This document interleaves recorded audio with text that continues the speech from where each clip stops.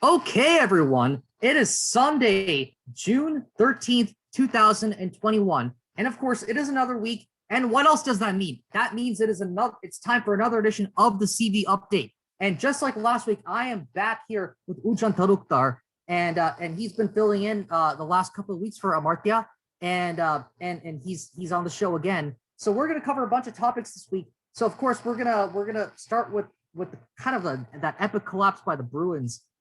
They're out again, and they can't really seem to make it past the second round, except for every once in a while, like a couple of years ago when they got to the final loss. But again, it's more disappointment for the Bruins, and we'll get to that. That's going to be a primary topic, and of course we're going to get to the other leagues as well. We're going to get to of course within the NHL. We're also going to be talking about the Bruins are out, but we're going to be talking about the remaining teams that are still in it. We're going to talk about the series that are still going on. We're going to talk about our what we think is going to happen with the rest of the Stanley Cup playoffs, and then of course we're going to look to the future. We're going to look to the Bruins free agents and what's going on with them, and then we're going to do a full autopsy on the Bruins, similar to how we did a full autopsy on the Celtics last week. Speaking of the Celtics, we're gonna get to them as well. We're going to talk about some of their free agents, and then of course we're going to talk about what the implications are going to be later on in 1 month plus when the draft comes up. So that's for the Bruins and the Celtics, and then we're also going to get to the Patriots as usual. It is the off season, and because it is the off season, it's another weekend. We're getting another week closer to training camp.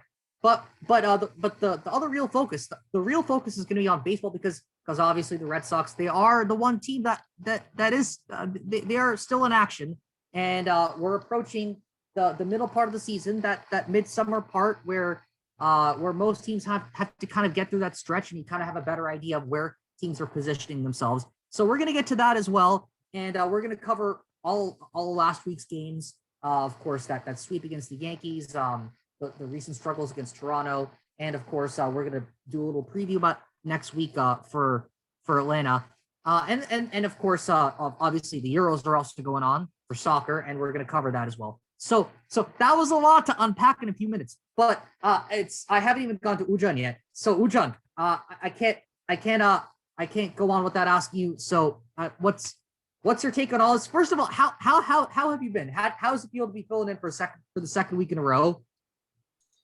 Yes, not too bad. Hello, Rohan. Hello, everyone. Good to be back again.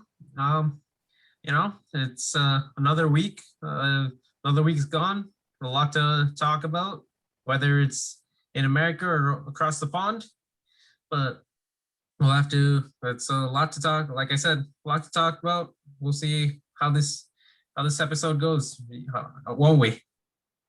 Well, on this side of the pond, we're going to start off with the sport that used to be played on a frozen version of the pond.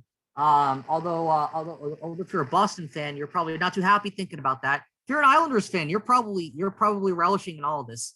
And for all the people who don't like the Bruins out there, this is probably music to your ears. But for the third time in 4 years, the Bruins have failed to get past the second round. And sometimes their nemesis is Tampa, like it has been twice in the past. This time it was the Islanders.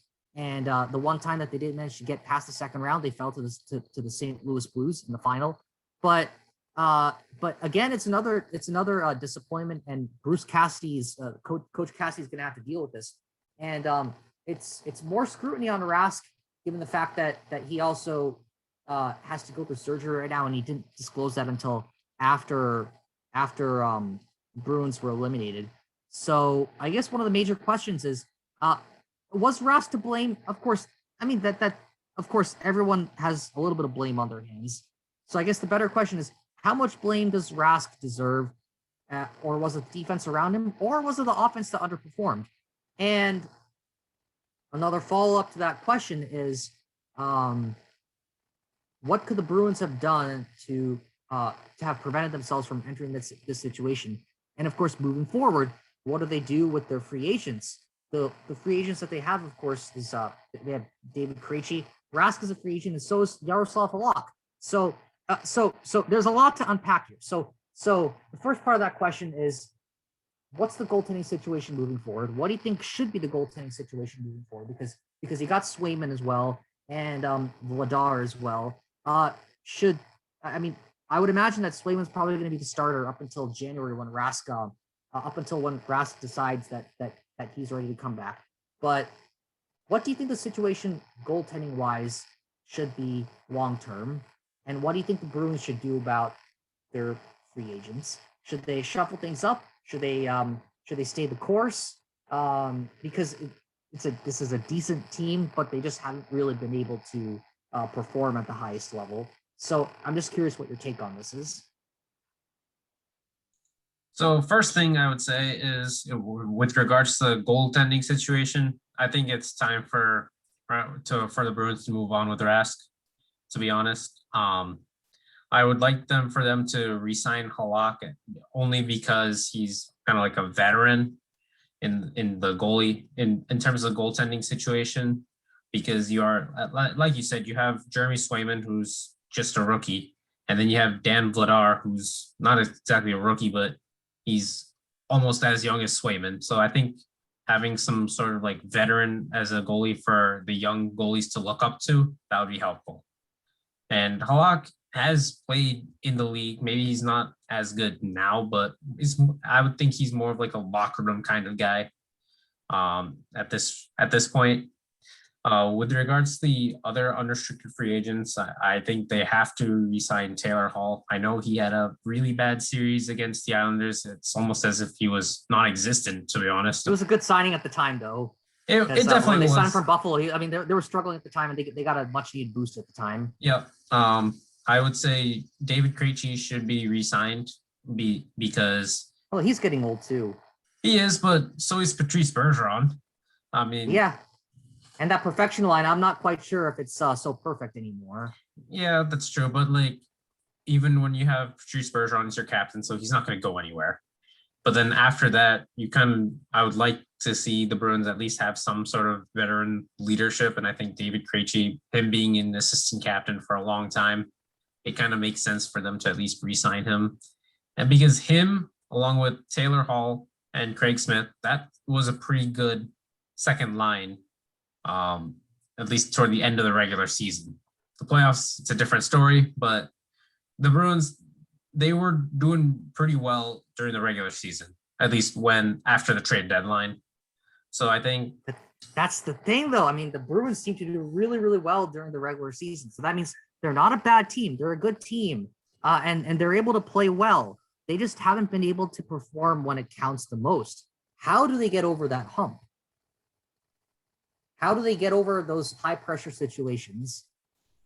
I think for me, it's just a matter of kind of like when it comes to the high pressure situations, I think it's just more of like the speed of the play, in the sense that in the playoffs, the pace of the game is a lot faster than it is in the regular season. And I think the Bruins seem to just play at like a regular season pace. And considering that it's there's a lot more on the line in the playoffs, I just don't think they picked up their game. And I think that it showed in games 5 and 6 against the Islanders, because I think the Islanders came out to play games 5 and 6, and quite frankly, they ran us out of the building. The Bruins just got outplayed, plain and simple. It's kind of painful to say it, but I don't even think it wasn't even close. And the way that the Islanders kind of, like you said, they came to play it, and they were the faster team, they were the stronger team, and they were out checking us, not necessarily always out shooting us, but they were always making the best of their chances. And sometimes being the more opportunistic team always helps. And of course, I don't mean that in a dismissive way towards the Islanders, because to be opportunistic, you still have to be good.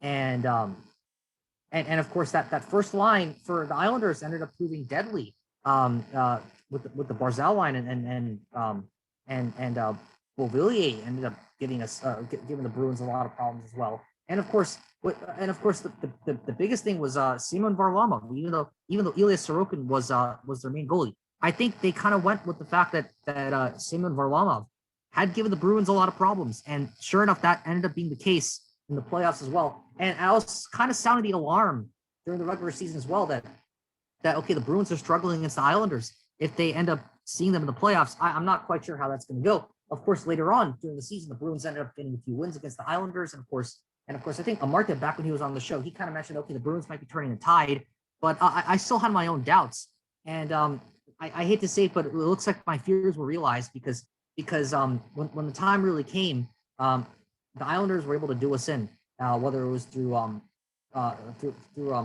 Varlamov's strong goaltending or also the Bruins' lack of ability to create quality chances. And I mentioned this on the show earlier, saying that they kind of overpassed and they weren't really shooting enough. And I mentioned the last time that I thought they were doing this because they were able to because their previous performances against the Islanders kind of got to their head. But so which really says that the game of hockey it's as much psychological as it is physical. But even then though, you could say that the Bruins are a quality team that plays well during the regular season. They didn't play well against the Islanders. So is it a cracking under pressure issue, or is it a fundamental quality issue?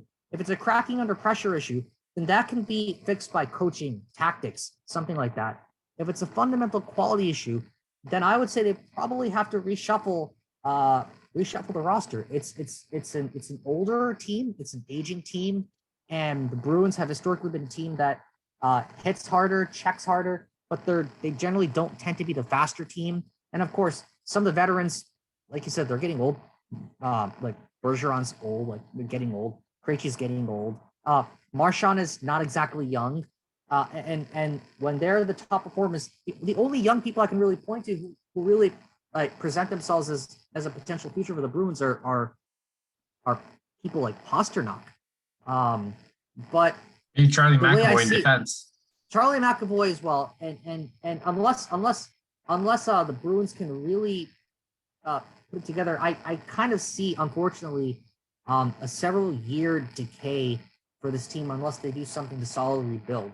And I can't help but also blame Bruce Cassidy. I think his job should be on the line.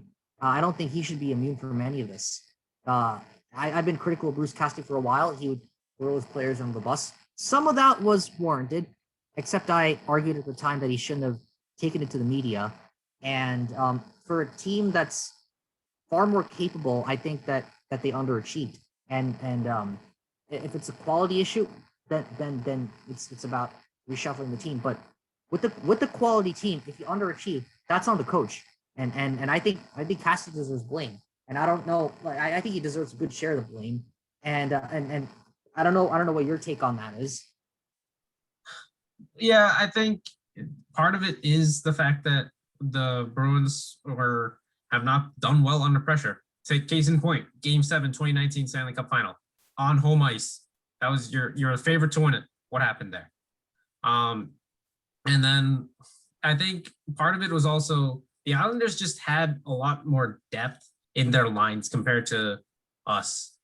I think after the Marchand, Bergeron, Pastrnak line, like the second line for the Bruins, Taylor Hall, David Krejci, Craig Smith, they did absolutely nothing and then in that series. And then the third and fourth line as well. It's like it's like I said, it was as if like from second line, it was as if they were non-existent. And the power play was impotent too. It was so impotent. Whereas like when the Islanders got power plays, they were deadly. That's another key difference in the series. Plus, like Matt Barzal turned into like prime Wayne Gretzky against us. And it was almost as if score from like game 2 onwards, he would at least get 1 point. And it's just like, well, he didn't have a very, I would say he had a quiet series against Pittsburgh round 1. And then suddenly he turns up with all these points and whoa, suddenly the Bruins have to deal with Matt Barzal and like you said, Beauvillier and JG Pajot. I think one of the JG Pajot has always been a thorn in the side for the Bruins, even during the regular season. Yeah, I think one of the things that was quite uncharacteristic was how many faceoffs Patrice Bergeron lost. I think we normally it was closer to 50-50. Usually he's much better on faceoffs. Yeah, I So just so feel of like course of course it's lower than expectations, but understand that for Bergeron the bar is generally a lot higher. that's what I'm trying to get at is he tends to be reliable on face-off wins, but it really wasn't the case this past series. But really, there's a lot of questions that the Bruins need to answer. I think it has to start with on the ice. Who are they going to bring back? Who are they going to let go in free agency? Who are they potentially going to bring in from trades? Who are they going to trade away? I think there needs to be a reshuffle of this team. If you ask me, I'd say Swayman and Halak should be the two main goalies. With Rask, I wouldn't release him completely. I just send him down to Providence. And then when it comes to the offensive situation, I would try to explore the free agent market further. And of course, with the existing free agent, re-sign Krejci, of course, make it a short contract. Don't make it too much money. Don't try your best to free up some cap space. But I mean, Taylor Hall, I think they should resign. Same with Sean Corrali and Mike Rowley. I think they should resign if they can get a bargain on it. But uh, but something else fundamental has got to change, and I think that change needs to happen with the coaching position. And because I do not believe that Cassidy uh, has helped the Bruins in key situations. He's generally ridden the wave of coaching a good team, but um, beyond that, yeah, Cassidy's got to go. That's my blunt opinion. Actually, I would agree with that. But the only thing is, it's easy to say Cassidy can go, but realistically, who are they gonna bring in? It's not like they can bring somebody in like a Barry Trotz or like a Peter Laviolette or like a Joel Quinville, or I guess I say those because those guys have had his like past experience in the NHL, but and I guess they could bring like Michel Therrien or someone like that. yeah, it's Bob, but like time to Like tell, really. is he? He's a former manager, right? He used to coach the Canadiens. I believe he doesn't coach anyone. I could be wrong. I gotta check that, but if he doesn't coach anyone, hey, like you can always bring him in. Then it'll be a flip situation. Claude Julien and Michel Therrien.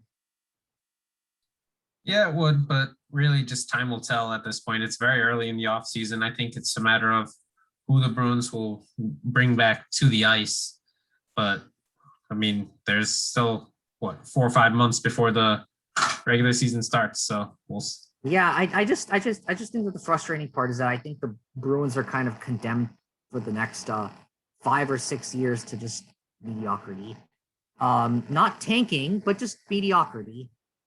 Where you're just good enough to not be able to rebuild, but you're not really able to contend either. That's unfortunately my take on the Bruins. yeah, that's what I seemed. I mean, after all, they were third place in the division. That's not really great per se. It's just It's better than average, but it's not. Yeah, it's not like you're just like great team. doesn't make you a Stanley Cup favorite. That's for sure. But one team that is a Stanley Cup favorite right now, unexpectedly, is Vegas. Just like 3 years ago, they were in the final, and all of a sudden now they're in the Final Four again, and now they're the favorites after upsetting Colorado in the previous round. So,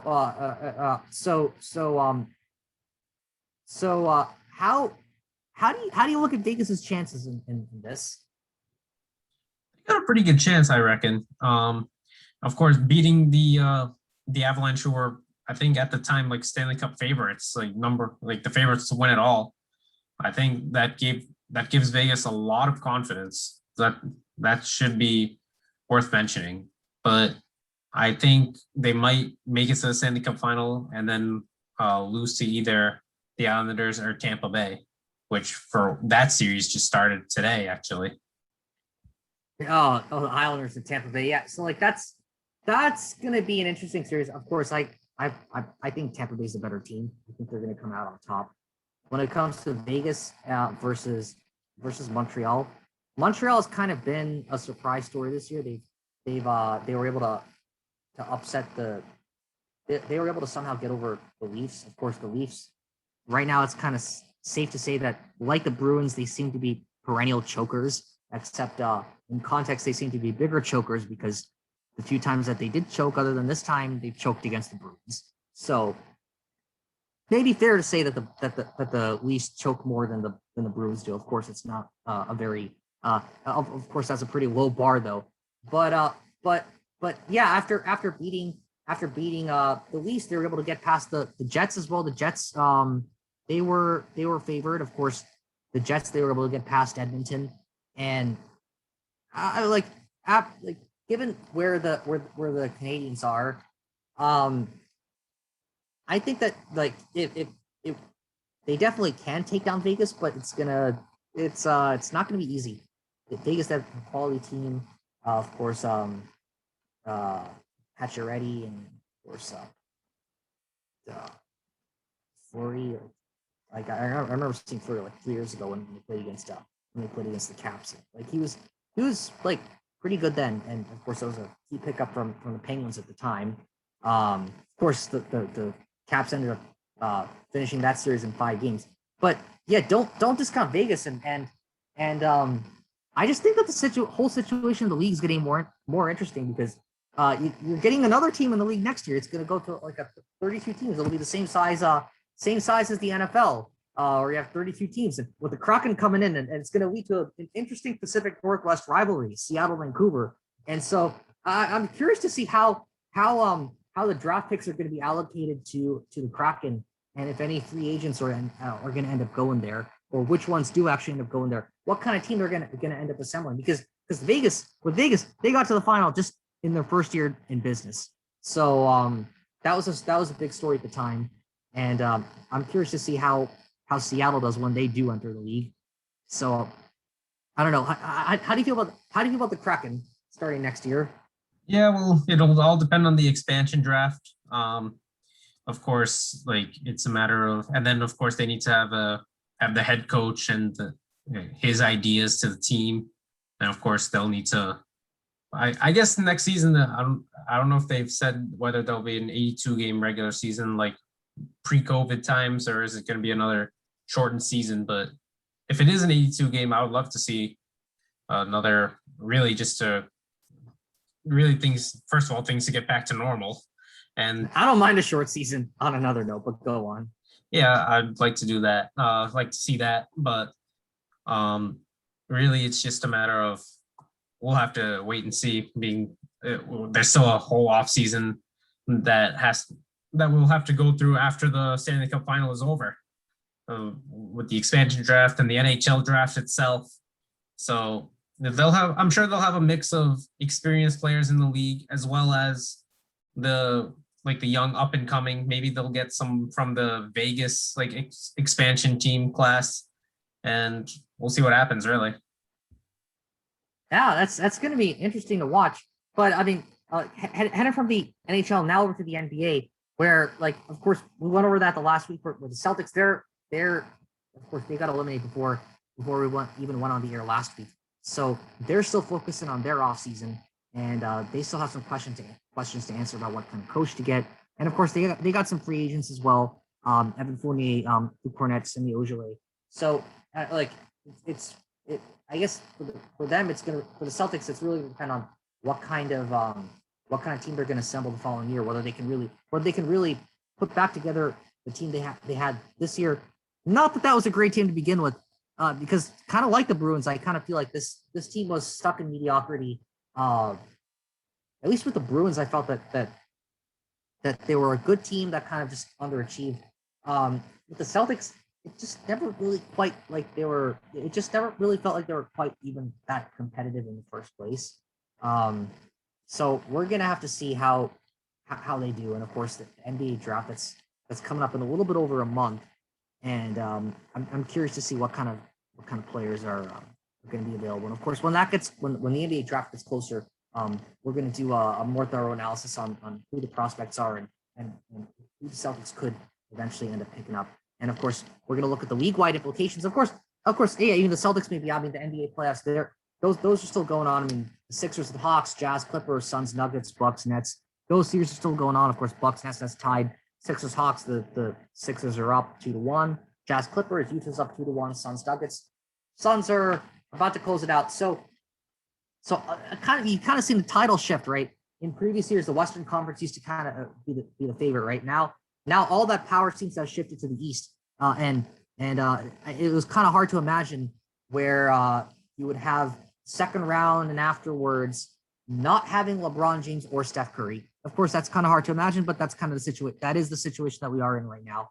Of course, you still have other emerging stars. You have Giannis, Joel Embiid, and of course Brooklyn, which is like stacked right now. And it's hard to say that any team other than them would be the favorite. In your mind, who's the favorite though? It has to be Brooklyn. I mean, you can't just gloss over Kyrie, Kevin Durant, and James Harden, plus the supporting cast around them like Joe Harris and then Jeff Green when he comes back. And then I mean, it just reminds me of the Golden State team from when they went to 4 straight NBA finals. Really, you just had so many good players at every position. Like you really have Steph when you were talking about Steph Curry, Klay Thompson, even Andre Iguodala was great, Draymond Green, and then I think for one of the years they had Andrew Bogut at center. This team, I'm surprised that the series is actually tied 2-2 with Milwaukee, considering how one-sided the series. Milwaukee's good. They are good, but I think when the games were in Brooklyn, I just thought, maybe the Nets are going to win this in 6. I mean, they still have the chance to do so, but I think when the games are in Milwaukee seems to have at least the home with them. Come on, like, even against the Celtics, I mean, that series was 2-1 at some point, and if the Celtics somehow managed to win the game after that, that would have been 2-2, right? Of course, that didn't happen, but in the case of the Bucks and the Nets, I mean, anything can happen in one game, and of course, anything can happen in a 7-game series. Of course, the better team usually ends up on top after 7 games, but nothing's a gimme. No, not at all. And I actually was pretty surprised with the Suns and Nuggets, how lopsided that series is, in the sense that, I mean, the Nuggets have a MVP, Nikola Jokic, and he's just been shut down this entire series. And Chris Paul has rolled back the years and is propelling the Suns to what could be a Western Conference final. I mean, it's crazy to think how times have changed, really. Yeah, it's a title shift in the NBA, and we'll have to see. We'll have to see how those things change over the course of the next few years. Of course, I think that change in tide league wide has kind of mirrored the changes that are happening in Boston with the head of basketball operations, with the coaching staff, and I can't help but think that eventually that's going to be happening with the roster as well. But those are developments that we're going to have to see in the future. But for the one team that is still in action, the Red Sox. Last week I kind of said that they'd fallen flat a little bit, and yeah, I mean, they had that bright spot against the Yankees, but yeah, it was not really much great after that. Didn't really the season didn't really kick on after that, did it? They've only won 2 of their last 6 games, if you include today.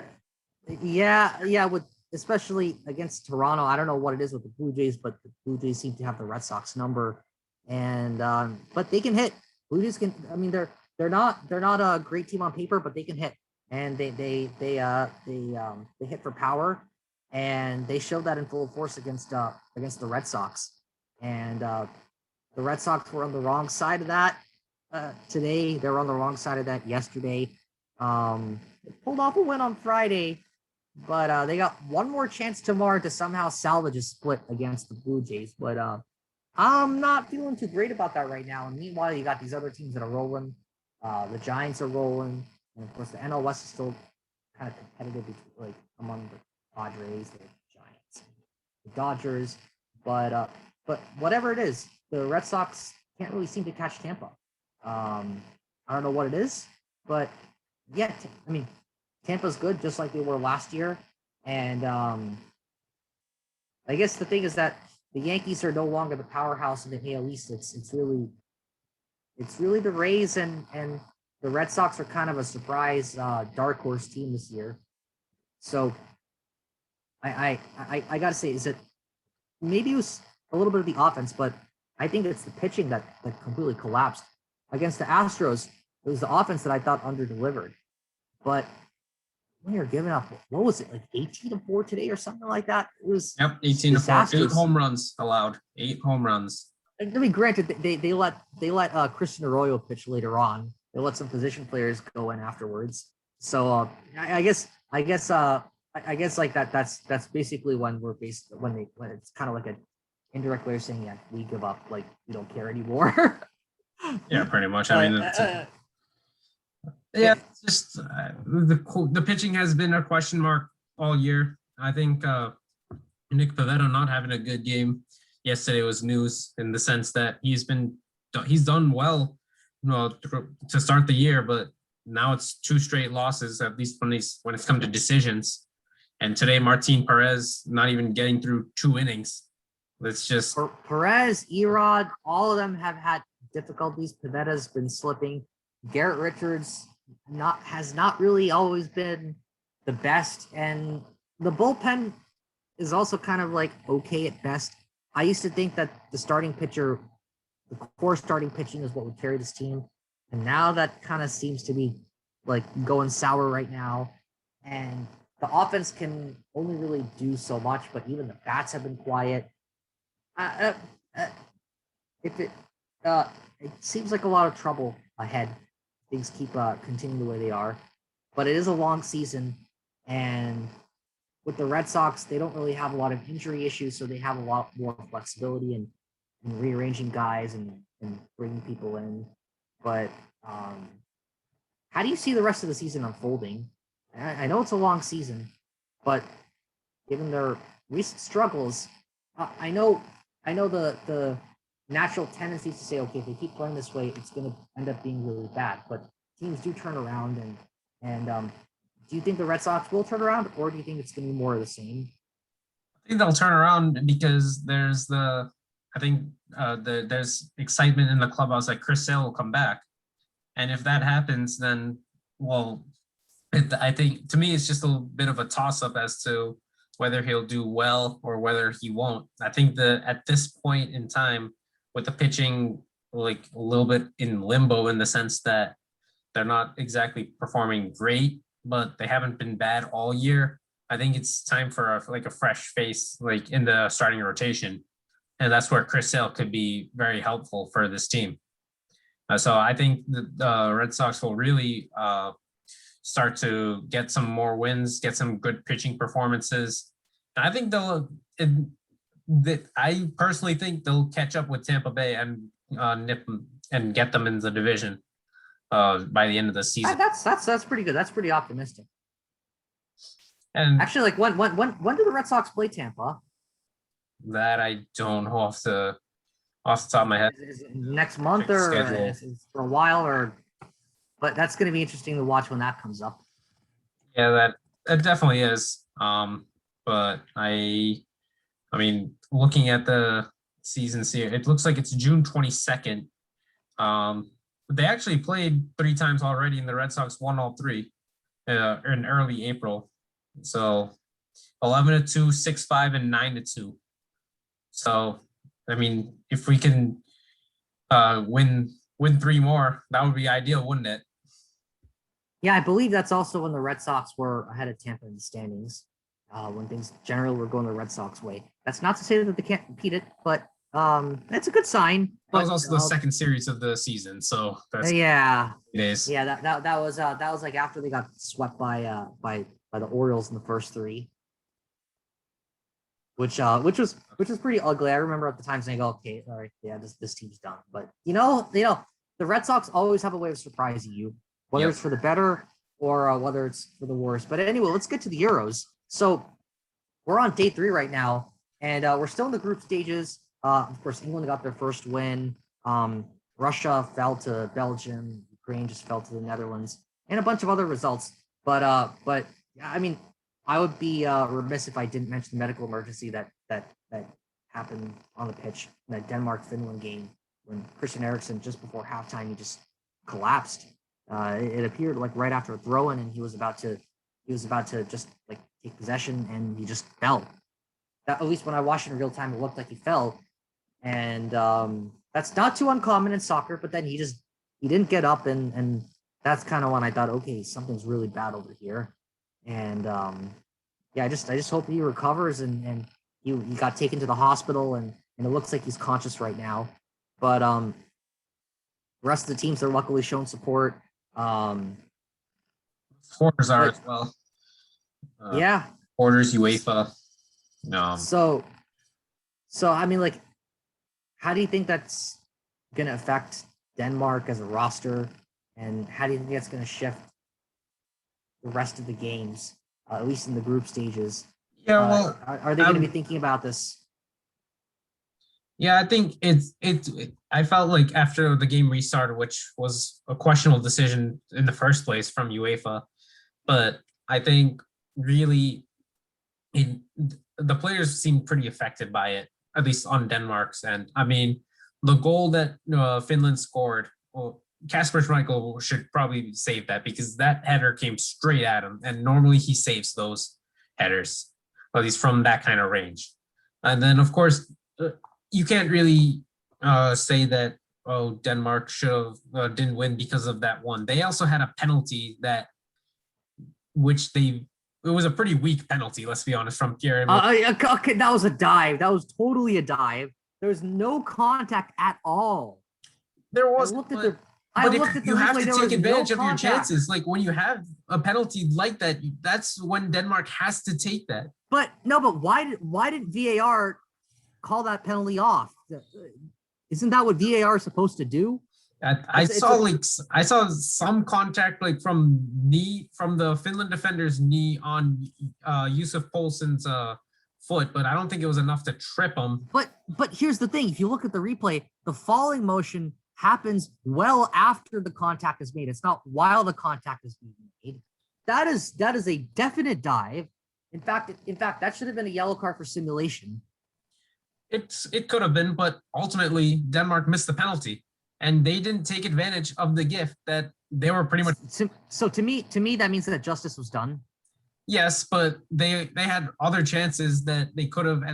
They were attacking well in the first half before the play was suspended, and they had a lot more possession in the second half.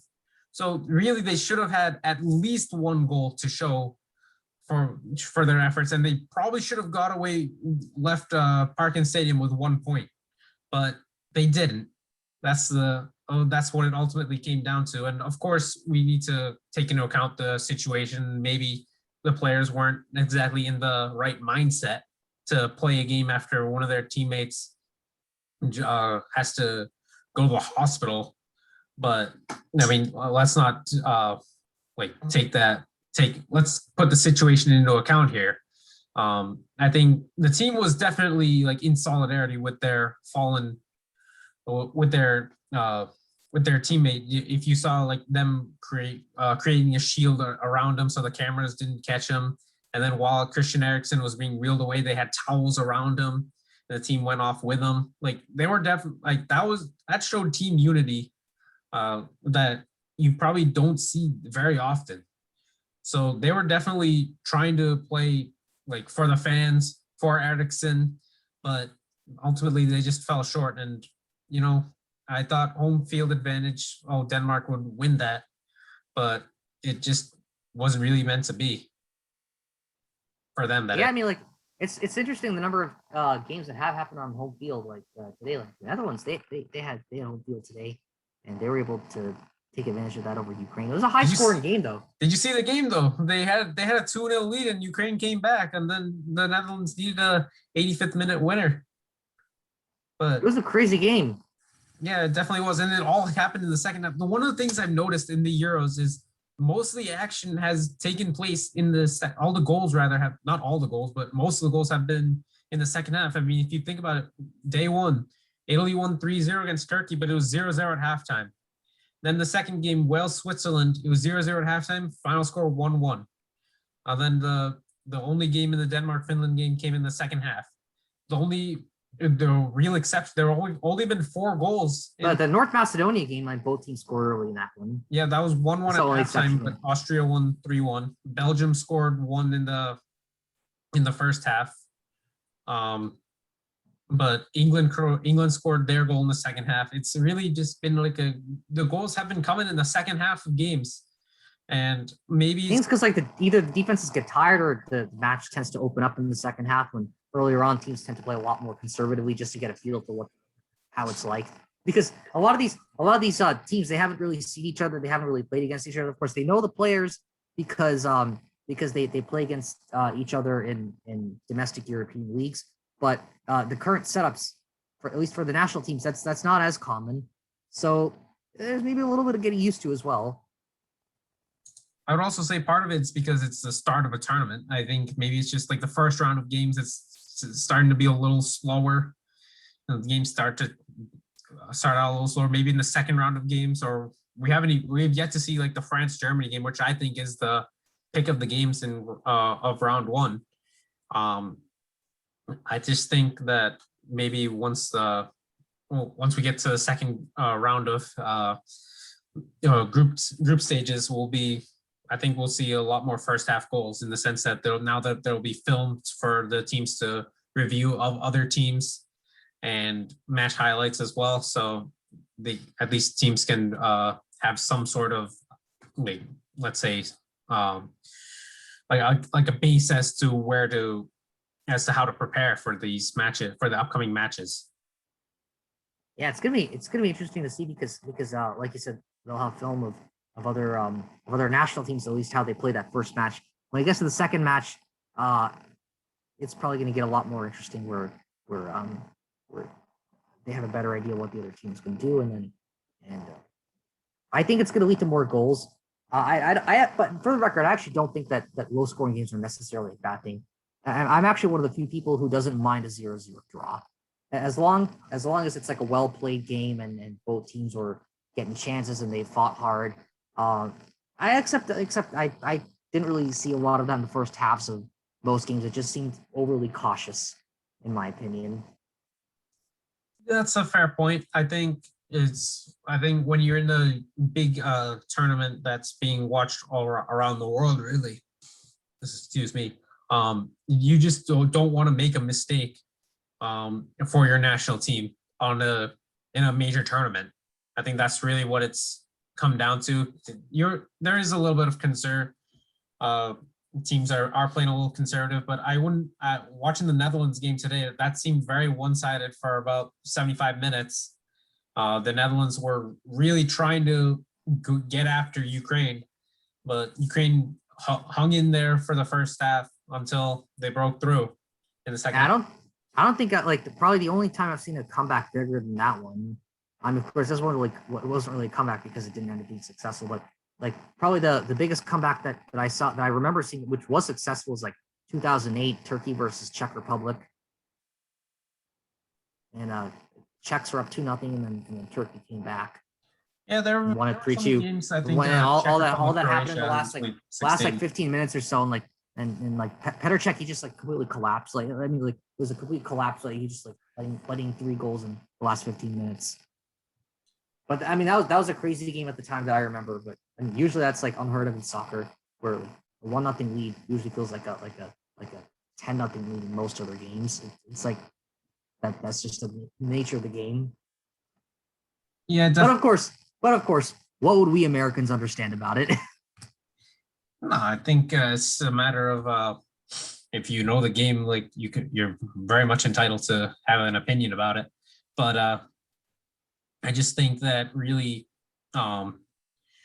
with the start, we're 7 games into the tournament, and we've yet to have a 0-0 scoreline after 90 minutes. So that just shows you that that's progress. Yeah, that it is progress, and it shows that if you want goals, the Euros are for you. That's really what I'm gonna say for this tournament so far. And of course, now we have the Copa America starting up. So all the soccer fans out there, you got 2 international tournaments going on. Pick and choose. You choose wisely. Yeah, it's gonna be fun to watch. It's a summer full of soccer. 1 year deferred, but not soccer delayed, but not soccer denied. That's for sure. How about you know how everyone in the world calls it football? What about American football? Do we have anything there? That's the summer. So I mean, like until we really get to training camp, I mean, there's not really much going on over there. But when we do get to training camp, I mean, we're gonna be covering all the developments from there. But yeah, right now the gridironers kind of taking a breather right now, and we'll take a breather while they're taking a breather as well.